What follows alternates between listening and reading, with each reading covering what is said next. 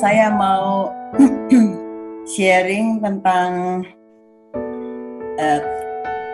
keadaan Twitter beberapa waktu yang lalu, di mana ini mungkin Bapak Ibu tahu ya bahwa kita punya kebun binatang sangat memprihatinkan, di mana hewan-hewannya tuh sangat kurus-kurus karena tidak terawat.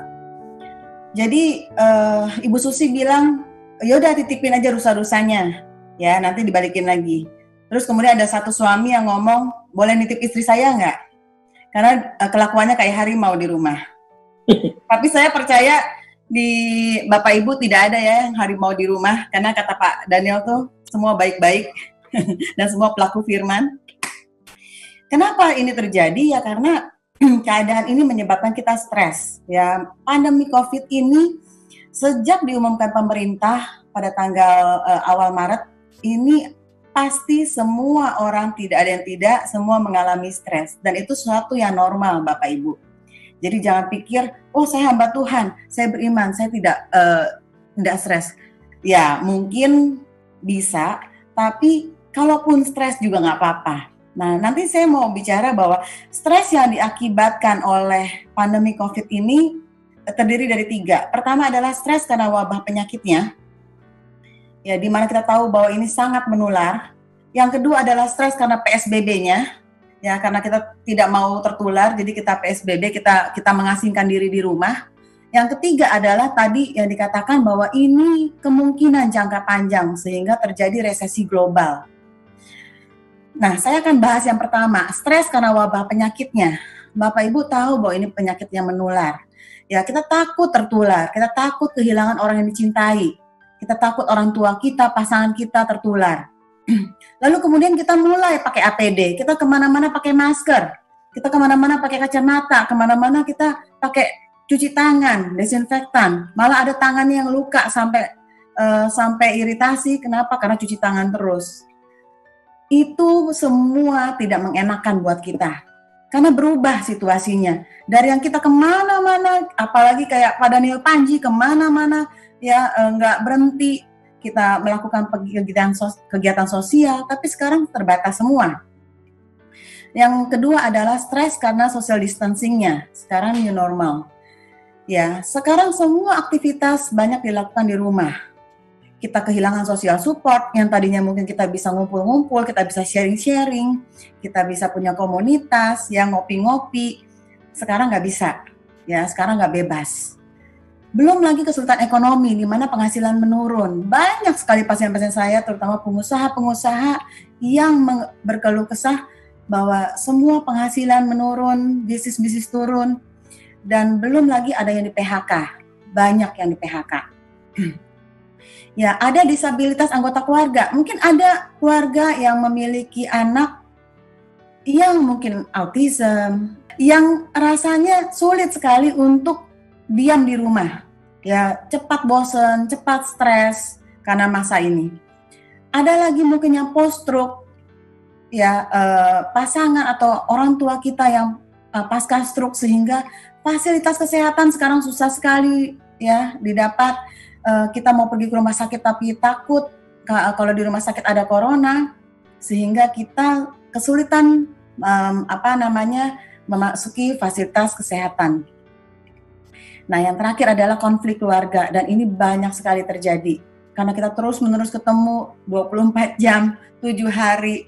Ya, banyak sekali perbedaan pendapat antara orang tua dan anak dan pasangan. Bahkan ada yang mengalami KDRT. Ya, yang ketiga adalah stres efek jangka panjang. Bahwa ini memang kita tidak tahu kapan selesainya. Sebelum ditemukan vaksin, rasanya untuk kita mengalami nol memang agak sulit, ya, dan ini berimpact pada ekonomi yang secara global, ya, belum lagi antara Amerika dan China, sehingga ini akan mempengaruhi ekonomi secara internasional. Nah, stres ini yang tadi saya katakan bahwa ini masih oke, masih normal kok. Kalau stres itu menyalakan alarm kita di dalam otak, jadi kita semua tuh punya alarm di dalam otak kita. Ya, alarm itu kita sebutnya alarm 1, dia nyala. Begitu pemerintah katakan bahwa COVID ada di Indonesia, itu kita mulai alarm nyala. Nah, buat banyak orang, ketika alarm itu nyala, dia mulai panik buying, mulai belanja di supermarket, mulai habisin di supermi, padahal nggak ada kaitannya. Tapi itulah stres yang menyebabkan adrenalin meningkat. Apa yang terjadi kalau terus-menerus kita stres? Ya kan? Ini udah 3 bulan loh. Nah, kalau terus-menerus kita stres, itu disebutnya alarm 2, di mana kecemasan mulai timbul, kekhawatiran, mulai tidak bisa tidur, ya kan? Mulai tegang. Tapi itu juga normal, itu juga oke kok. Tapi di alarm 2 ini kita harus segera atasi. Ya, kita harus segera mengatasi alarm 2 ini supaya tidak menjadi alarm 3. Kenapa alarm 3? Gejala-gejala yang kita alami itu sudah berkumpul menjadi suatu gangguan. Nah, gangguan ini yang bisa mengganggu fungsi otak kita. Kenapa? Karena kimia otak kita mungkin sudah menurun, yang disebutnya serotonin. Serotonin itu adalah feels good chemical. Ya, kimia otak yang menghasilkan rasa happy. Nah, ketika dia mulai turun, kita mulai mengalami namanya gangguan cemas. Gangguan cemas saat ini banyak sekali dialami oleh banyak orang yang datang ke saya yang mengeluhkan, kenapa ya sekarang saya dalam 24 jam lebih banyak cemasnya daripada enggaknya. Jadi cemasnya bukan hanya COVID aja, tapi masalah kecil-kecil sudah dicemasin. Ya, nah ini sudah disebutnya gangguan cemas. Coba kalau kita mau lihat, kita mengalami gangguan cemas apa enggak sih? Nah, ini adalah angketnya. Mungkin Bapak Ibu bisa foto, ya, bisa kita analisa sendiri, atau kita bisa kasih orang lain di sekitar kita, yang mungkin kita anggap bahwa, oh, dia kayaknya cemas deh, kayaknya mengalami gangguan cemas deh. Ya, nah ini adalah kuesionernya yang simple. Bisa diukur dengan tidak ada sama sekali kecemasan, atau beberapa hari, atau banyak hari, atau setiap hari yang kita alami. Lalu kita bisa nilai sendiri. Penilaiannya itu adalah kita mengalami kecemasan ringan, sedang, atau berat. Nah, kalau kita mengalami gangguan cemas ringan, itu masih bisa diatasi. Ya, mungkin kita baca firman, kita doa, kita confess, kita dengan berkomunitas, itu bisa diatasi kecemasannya. Nah, kalau kita sudah merasa bahwa, rasanya semua hal saya sudah usahakan, tapi kok nggak bisa ya saya ngatasin kecemasannya, kemungkinan besar kita sudah mengalami kecemasan yang sedang atau berat. Ya, nah yang kedua adalah gangguan depresi. Gangguan kedua yang paling banyak sekarang dialami oleh orang-orang adalah depresi, gangguan depresi. Nah, gangguan depresi ini merupakan mood yang menurun, mudah sedih. Tapi pada beberapa orang, terutama remaja dan lansia, moodnya ini bukan turun, bukan sedih, tapi marah-marah, irritable, ya, mudah tersinggung. Rasanya kok kayaknya sedikit aja disenggol, rasanya kayak mau bacok, ya. Nah, itu mood yang mengalami gangguan. Nah, kedua adalah kehilangan minat, malas ngapa-ngapain. Kok sekarang biasanya saya suka olahraga, tapi kok sekarang malas ya? Sekarang kalau disuruh ikut Zoom, rasanya kok malas. Nah, ini sudah merupakan kehilangan minat. Dan rasanya kok saya cepet capek, padahal kita PSBB, banyak diam di rumah. Kok sekarang saya banyak capek? Nggak seperti biasanya kalau saya bekerja. Nah, kalau 3 ini sudah memenuhi kriteria, maka bisa disebutnya gangguan depresi. Baru ini bonusnya, konsentrasi terganggu. Kenapa ya? Sekarang kalau ada firman, saya susah banget nangkepnya. Apalagi kalau misalnya saya dinasehatin orang. Ya rasanya nggak ngerti-ngerti. Nah, itu bisa konsentrasi terganggu. Bisa disertai dengan sulit tidur. Tapi sulit tidur belum tentu depresi ya Bapak Ibu. Nah, ini semua mengganggu aktivitas kita, pekerjaan kita, dan malas juga berhubungan dengan orang, dan ini terjadi minimal 2 minggu. Sama, depresi juga ada ringan, sedang, dan berat. Ya, kalau ringan, kita mungkin udah ketemu teman, atau misalnya kita udah Zoom meeting atau ikut kegiatan ini, kayaknya kita udah happy lagi. Nah, itu mungkin ringan. Ya, ketika kita sudah baca firman, kita puji-pujian, rasanya kayaknya lega. Nah, itu kemungkinan depresi ringan dan bisa diatasi. Kalau berat, itu sudah mungkin ada kepikiran buat apa saya hidup, rasanya pengen mati. Nah, itu sudah depresi yang berat dan harus dibantu oleh profesional. Ya. Nah, sekarang kita mau sama-sama belajar untuk bagaimana sih mengatasi stresnya. Tadi stres itu karena pandeminya, karena COVID-nya. Ya, Bapak Ibu tidak usah khawatir. Selama kita mentaati aturan pemerintah, kita tidak perlu khawatir terhadap virus coronanya. Ya, yang paling harus dilakukan adalah social distancing, jaga jarak. Jadi pada saat ini kita penting sekali untuk jaga jarak, lalu memakai masker, dan yang ketiga adalah cuci tangan. Ya, banyak memakai desinfektan. Jadi kalau misalnya kita ke pasar, boleh nggak? Boleh, asal kita pakai masker. Dan tangan kita untuk menyentuh barang tidak boleh kena mata, mulut, atau muka. Ya, jadi kita disiplin terhadap diri sendiri. Dan selama ini kita juga jaga jarak, jangan sampai karena kita terlalu euforia, karena new normal, jadi kita melakukan kegiatan misalnya ibadah. Tapi ngobrol sampai lupa akhirnya nggak pakai masker, ternyata kita tidak tahu bahwa dia adalah orang tanpa gejala. Nah, ini yang dikhawatirkan, bahwa ada orang-orang yang tanpa gejala tapi dia membawa virus. Nah, sekarang saya ingin membagikan cara memakai masker yang selama ini rasanya banyak yang salah. Ya, salah gimana? Ini ya.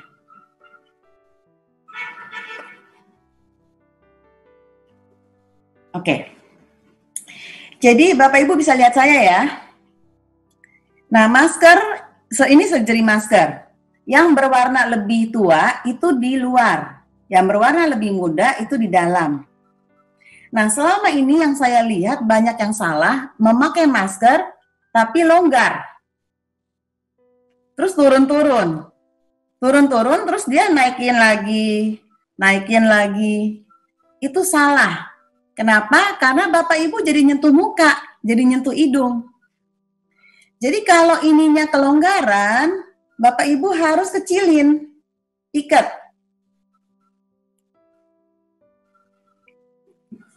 Ikatnya begini ya, tidak boleh disilang. Ini tidak boleh. Kenapa? Karena kalau disilang,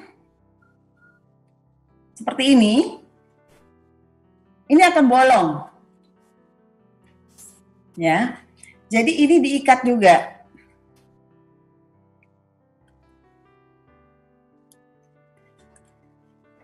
Lalu kemudian ketika dipakai, ininya ditarik, ini dirapatkan. Pastikan ini tidak bolong. Ini tidak bolong. Kalau saya ke pasar atau saya ke tempat lain, saya biasanya pakai kacamata. Ya. Jadi kalau saya lagi begini, lalu kacamatanya beruap, artinya saya masih ada yang bolong. Jadi saya rapatkan. Paham ya Bapak Ibu ya? Ini cara memakai masker yang benar. Jadi kalau misalnya saya ke pasar, ini saya biasanya double dengan masker kain supaya ini tidak kotor. Ya. Oke. Nah, kalau kita sudah melakukan dengan benar social distancing, memakai masker dan mencuci tangan, jadi tidak perlu khawatir lagi. Kalau kita masih khawatir lagi, kemungkinan besar karena kita terlalu baca-baca berita yang kebanyakan hoax. Berita tentang COVID ini kita cuma perlu konsumsi 2-3 kali sehari, maksimum 30 menit per kali. Dan itu pun kalau kita sudah tahu, kita tidak perlu lagi tahu banyak. Ya, kalau kita tahu banyak malah banyak yang salah. Misalnya, berita terakhir adalah ditemukan obat dexamethasone untuk COVID. Dexamethasone hanya untuk penderita COVID yang berat, bukan untuk penderita COVID yang ringan. Kenapa? Karena dia justru menekan daya tahan tubuh, justru malah memperberat gejala penderita COVID.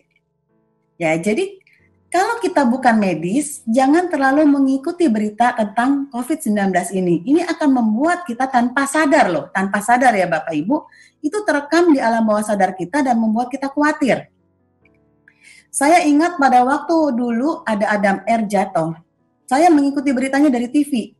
Saya nggak coba pengen tahu, enggak. Tapi karena di TV itu berita terus-menerus, tanpa sadar itu masuk ke alam bawah sadar saya.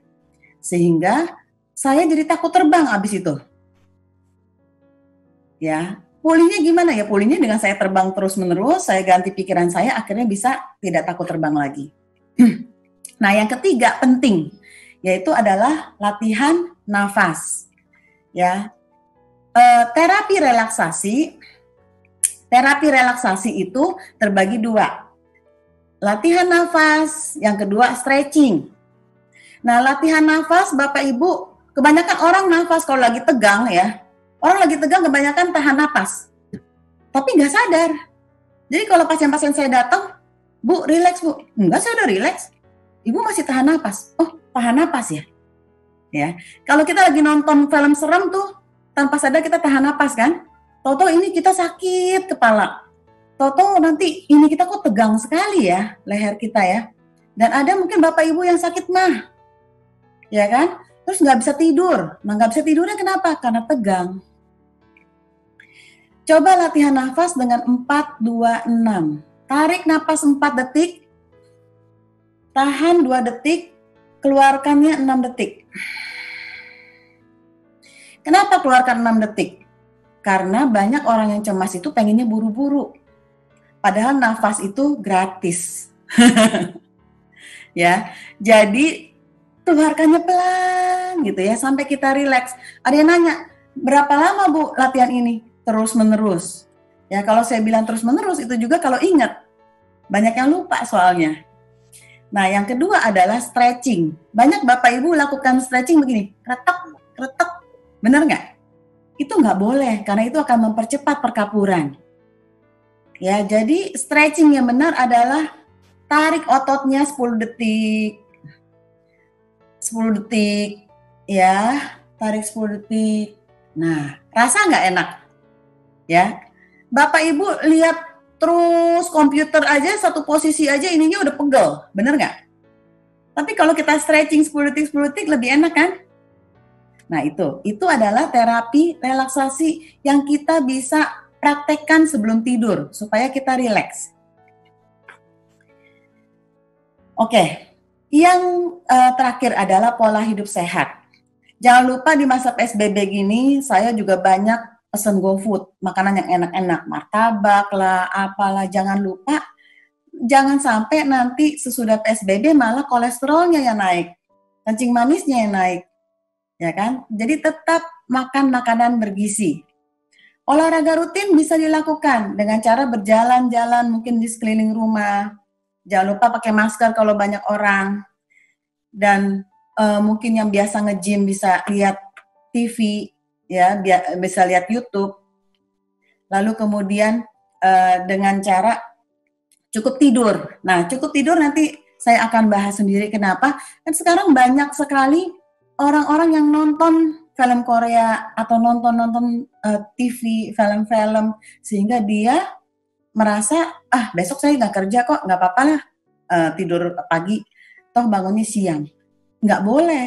Kenapa? Karena tidur yang berantakan juga akan membuat melatoninnya jadi masalah. Dan itu akan mempengaruhi serotonin, sehingga nanti jadinya kita merasa kok capek banget ya badannya. Ya, kita mulai irritable, mulai gampang tersinggung. Karena apa? Tidurnya berantakan. Hindari zat adiktif, yaitu apa? Alkohol, narkoba, lalu kemudian obat-obat penenang. Kita usahakan untuk menghindari zat-zat tersebut. Nah, yang kedua adalah bagaimana menghadapi stres new normal. Ya, new normal itu PSBB, jadi kita masih bisa melakukan aktivitas, tapi semuanya terbatas. Jadi, coba kenali perasaan diri kita. Bapak Ibu yang tadi saya katakan, nggak apa-apa kok stres, nggak apa-apa kok khawatir. Coba belajar untuk mengenali perasaan kita dan mulai belajar untuk komunikasikan perasaan itu. Mungkin ada orang-orang yang bisa ngobrol, ada orang-orang yang bisa utarakan secara verbal, tapi mungkin ada orang-orang yang dengan cara menulis. Ya kok saya mulai khawatir, saya mulai stres. Nah, tulis aja. Yang kedua adalah manajemen pikiran. Nanti akan saya bahas. Yang ketiga adalah manajemen aktivitas. Bikin jadwal. Ya, semenjak anak saya dibikin jadwal, itu dia lebih happy. Kalau enggak bosen, sepertinya kok kayaknya setiap hari mau ngapain ya gitu. Tapi ketika dibikinin jadwal, kita jadi bisa lebih happy. Lakukan aktivitas yang produktif. Kalau dulu saya bikin seminar, lakukan aktivitas yang menyenangkan, berkebun, lalu mau TikTokan, kayak apa, kayak boleh. Tapi sekarang ini rasanya yang tadi dikatakan, kok rasanya berakhirnya lama bener ya. Kalau kita cuma menunggu-nunggu kapan normalnya, rasanya sayang waktunya. Coba lakukan aktivitas yang produktif. Mulai PSBB ini, banyak teman-teman saya yang tokonya tutup, dia mulai mengkreasi bikin cookies. Dan cookiesnya itu bagus sampai akhirnya bisa jualan. Ya, jadi banyak aktivitas yang bisa kita jadi malah kreatif. Nah, yang terakhir adalah peduli orang lain.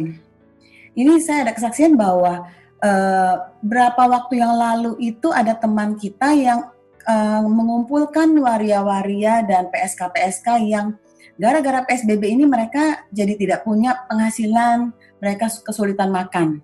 Mereka teman saya ini menampung dan teman-teman komsel kami itu akhirnya mengumpulkan uang, mengumpulkan barang yang bisa dipakai untuk disumbangkan. Dan mereka sharing sendiri bahwa ternyata sejak kita memperhatikan orang lain, sejak kita sharing sama orang lain, kita jadi nggak memperhatikan diri sendiri dan kecemasan kita berkurang. Jadi Bapak Ibu, ketika kita mempedulikan orang lain yang tadi seperti Ibu Beta lakukan, ya itu kita jadi nggak memperhatikan diri sendiri dan kecemasan kita sangat berkurang. Nah, yang kedua, lakukan dengan virtual gathering seperti ini, seperti Zoom meeting dengan teman-teman, bisa tetap ngobrol, mungkin bisa breakfast bareng, itu akan membuat serotoninnya juga meningkat. Ya. Nah, ini saya bicara tentang tidur. Jadi kalau Bapak Ibu itu banyak yang mungkin perlu obat untuk tidur, ingat bahwa obat itu cuma sekedar mengatasi tidur tapi mungkin tidak menyembuhkan. Jadi lebih baik kita pakai sleep hygiene untuk mengatasi tidur kita. Nah, buat ibu-ibu, bapak ibu yang mungkin di atas 50 tahun, kalau kebutuhan tidur itu ternyata cuma 4-6 jam, itu nggak apa-apa. Ya masih normal. Dan kok kebanyakan light sleep ya. Jadi banyak bangun, mungkin kencing bangun, terus sulit lagi tidur, itu masih normal, masih oke kok. Dan usahakan bangun pagi, langsung bangun, jangan tidur-tiduran. Dan kalau misalnya siang, kalau bisa jangan diranjang Bapak Ibu. Dan kalau nonton TV jangan sambil tidur. Kenapa? Karena itu termasuk nyicil tidurnya. Nanti malamnya jadi susah tidur. Ya, jangan makan minum terlalu banyak sampai kita jadi susah tidur. Atau saya pribadi tidak bisa minum kopi atau teh di atas jam 2 siang. Karena itu akan membuat saya jadi aktif sampai malam. Jadi setiap orang beda-beda. Nah, ketika kita mau tidur, coba khususkan diri kita untuk tidur. Jadi berhenti main gadget 1 jam sebelum tidur. Karena ternyata HP itu, sinarnya itu mempengaruhi kualitas tidur kita. Itu sudah ada penelitiannya.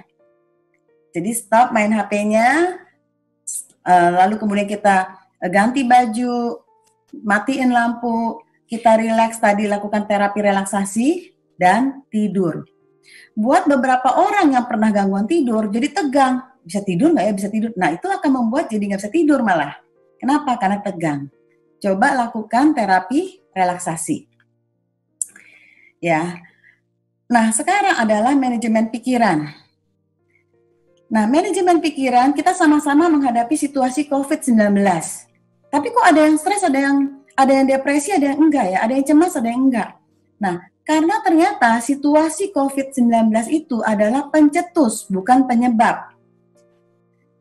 Yang membuat kita cemas berlebihan itu adalah pola pikir atau kepercayaan kita yang salah.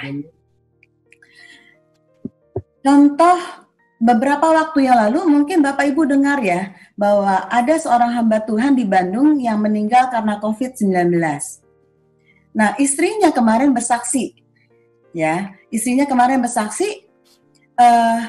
bahwa ketika suaminya meninggal itu seperti dia kehilangan pegangan.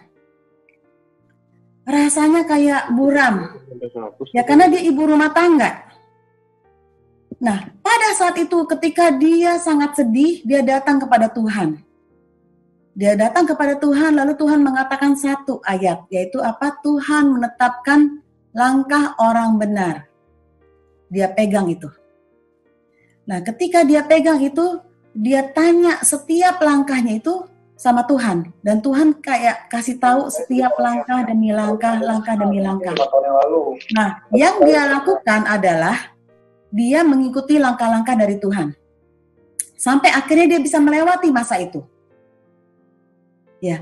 Nah, hasil dari itu adalah dia penuh dengan rasa syukur. Kenapa? Karena Tuhan sudah membimbing dia. Nah, Bapak Ibu, kalau kita yang mengalami itu, apakah kita bisa tetap dengan syukur? Ya, sedangkan pasangan kita itu dipanggil Tuhan. Oke. Nah, mungkin kita bisa aja ketika kehilangan suami kita menyalahkan Tuhan. Tuhan kok bisa? Kan dia udah melayani Tuhan. Kok Tuhan panggil? Atau menyalahkan diri sendiri. Aduh, kenapa ya saya nggak cepat-cepat bawa ke rumah sakit? Aduh, kenapa ya saya izinkan dia pergi? Nah, yang ketiga adalah takut akan masa depan. Bagaimana saya ibu rumah tangga, suami saya meninggal, apa yang terjadi sama saya, sama anak-anak saya? Bisa aja dia mengalami cemas dan depresi kan? Lalu dia bisa aja mengasihani diri sendiri. Tapi ingat Bapak Ibu, hamba Tuhan ini memilih untuk tidak depresi, untuk tidak cemas. Kenapa? Karena ininya dia koreksi. Pola pikirnya. Dia tidak menyalahkan Tuhan, dia tidak menyalahkan diri sendiri, dia berserah sama Tuhan. Ya. Lalu dia mengambil pilihan, oke Tuhan, saya mau ikuti langkah dari Engkau. Saya mau ikuti arahan dari Engkau. Saya percaya bahwa Engkau menuntun langkah-langkah saya. Nah, hasilnya adalah penuh dengan syukur. Jadi untuk kita cemas atau depresi itu juga bisa menjadi pilihan kita. Nah, Bapak Ibu, kalau kita mengalami gangguan emosi saat ini, coba tulis. Pola pikir kita apa sih? Kita berpikir apa sih sehingga kita cemas atau depresi?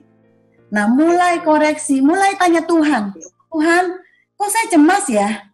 Kok saya khawatir ya masa ini nggak akan selesai? Kok saya khawatir ya bahwa saya tidak bisa melalui pandemik ini? Ngomong. Dan ini kita coba koreksi mungkin dengan cara ngobrol sama teman. Kita ngobrol sama Tuhan.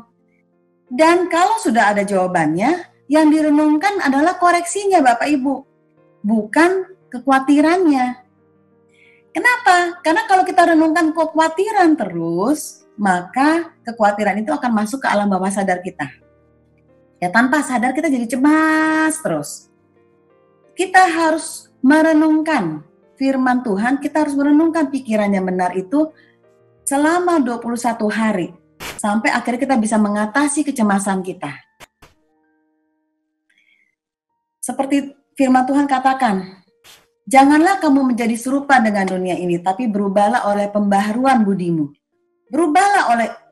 Berubahlah imajinasimu, sehingga kamu dapat membedakan manakah kehendak Allah, apa yang baik, yang berkenan kepada Allah, dan yang sempurna.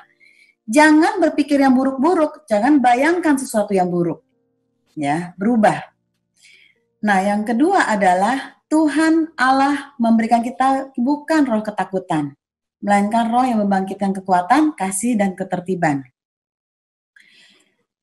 Filipi 4 ayat 8. Jadi akhirnya saudara-saudara, semua yang adil, semua yang benar, semua yang mulia, semua yang adil, semua yang suci, semua yang manis, semua yang sedap didengar, semua yang disebut kebajikan dan patut dipuji, pikirkanlah semuanya itu. Nah, mungkin saya sudah akhiri ini. Saya berharap bisa jadi berkat buat Bapak Ibu. Terima kasih. Wow, luar biasa. Ada sedikit pertanyaan, Dr. Yosi. Ya. Pertanyaannya, berapa lama efektifnya memakai masker yang 2 ply atau 3 ply itu? Nah, terus mengenai kecemasan ini, seberapa lama efektifnya kita bisa mentreatment diri sendiri itu supaya bisa efektif mengurangi stres itu dalam hidup kita? Itu pertanyaannya. Iya. Jadi begini, kalau pemakaian masker berapa lama, memang saya belum baca penelitiannya. Jadi saya belum bisa ngomong berapa jam sih efektifnya. Kalau Dr. Reisa itu mengatakan 4 jam. Tapi saya sendiri waktu praktek dari pagi sampai sore saya cuma memakai 1 masker. Ya. Dan nggak sesak napas karena dia surgery masker. Sudah diperuntukkan memang untuk untuk masker. Nah, biasanya kalau misalnya double pun saya juga nggak sesak nafas dan sudah terbiasa. Gitu ya? Iya. Nah, yang kedua adalah kecemasan. Tergantung dari Bapak Ibu kecemasannya sudah berapa lama. Kalau sudah lama sekali, begini. Jadi, kecemasan yang sudah lama, kemungkinan besar sudah masuk ke alam bawah sadar. Ya, mungkin pengalaman-pengalaman yang lalu, masa lalu, luka-luka masa lalu, itu tanpa sadar masuk ke alam bawah sadar. Sehingga kita nggak sadar bahwa itu kok kita cemas sekali ya, tapi nggak tahu kenapa gitu. Nah, coba Bapak Ibu, satu hal, ternyata firman Tuhan itu berkaitan dengan sains. Ya, sudah ditemukan oleh Dr. Caroline Leaf di Australia, bahwa ternyata dengan cara kita deep thinking, dengan cara kita merenungkan firman Tuhan, itu ternyata menstimulasi otak namanya corpus callosum. Dia menghubungkan antara short term memory dengan long term memory. Jadi ketika kita perenungan firman Tuhan, itu akan membuat kita bisa koreksi pola pikir atau alam bawah sadar kita yang negatif. Tapi dengan cara perenungan dalam. Makanya Mazmur 1 ayat 1 sampai 3 berkata, renungkanlah firman Tuhan siang dan malam. Dan itu hasilnya ketika di image, ketika di MRI, itu sarafnya bagus ketika kita merenungkan firman Tuhan terus-menerus. Yeah. Tapi kalau kita khawatir terus-menerus, maka hasilnya adalah banyak kimia otak yang terlepas juga, yaitu kortisol. Nah, kortisol itu adalah toksik buat otak, bagian hipokampus. Makanya ketika kita stres terus-menerus, seringkali kita jadi gampang lupa. Nah, pada lansia, kalau kita stres terus-menerus, itu akan mempercepat pikun. Ya, jadi pada lansia harus segera ditolong ketika mengalami stres atau mengalami depresi atau cemas. Jadi, ketika kita malah merenungkan firman Tuhan terus-menerus, itu ada kimia otak yang dilepaskan, serotonin, endorfin, yang membuat kita jadi fit badannya. Makanya apalagi di area COVID-19 ini, imun itu berkaitan dengan iman. Jadi kalau kita happy, kita beriman, kita berpikiran yang benar, tidak tegang, tidak khawatir, itu imun kita akan naik. Dan itu yang melawan virus. Dan itu semua bisa dibuktikan secara medis, secara sains. Padahal itu firman Tuhan. Jadi rohani dengan jasmani itu tidak bisa dipisah-pisah, itu berkaitan. Iya. Baik, makasih Dok. Satu pertanyaan terakhir, ini dalam mengasuh anak-anak yang masih kecil, karena belum ada keputusan kapan anak-anak ini bisa sekolah, dan mungkin apakah itu September atau Oktober atau Januari 2021, banyak orang tua yang stres ya menghadapi masalah ini, dan mereka harus kerja pulang malam. Nah, ada apakah ada tips dari dokter untuk mengatasi masalah ini? Ya, sama juga Bapak Ibu, saya juga stres karena anak saya juga belum tahu kapan bisa sekolah. Nah, tapi ingat bahwa kita tidak bisa menunggu kapan dia bisa sekolah, tapi kita mulai change of mind. Kita mulai berubah pola pikir. Kalau sampai ini terjadi sampai tahun depan, anak tidak bisa sekolah, apa yang kita harus lakukan? Ya Bapak Ibu, jadi kita tidak bisa tunggu-menunggu. Kita mulai mungkin bikin jadwal, kita mulai bikin planning, apa aktivitas-aktivitas yang dia bisa lakukan. Bagi anak-anak adalah pertama, dia harus merasa safe, yang kedua dia masih tetap bisa play. Ya, itu yang dua hal yang mungkin bisa dipastikan bahwa Bapak Ibu bisa menerangkan ke anak-anak tentang COVID-19 ini dengan cara yang simple dan dia merasa safe. Ya, yang kedua adalah dia bisa tetap main, tapi nggak main terus, nggak main HP terus, bikin jadwal. Anak saya mulai bikin jadwal, kita print, ya, tulis. Karena kalau tanpa ini rasanya kayak waktu akan sia-sia, berjalan begitu aja. Ya, jadi dari bangun sampai tidur. Dan kita juga harus berpikir bagaimana nanti kalau misalnya dia online, apakah bisa terhandle sekolahnya? Nah, itu juga harus kita pikirkan.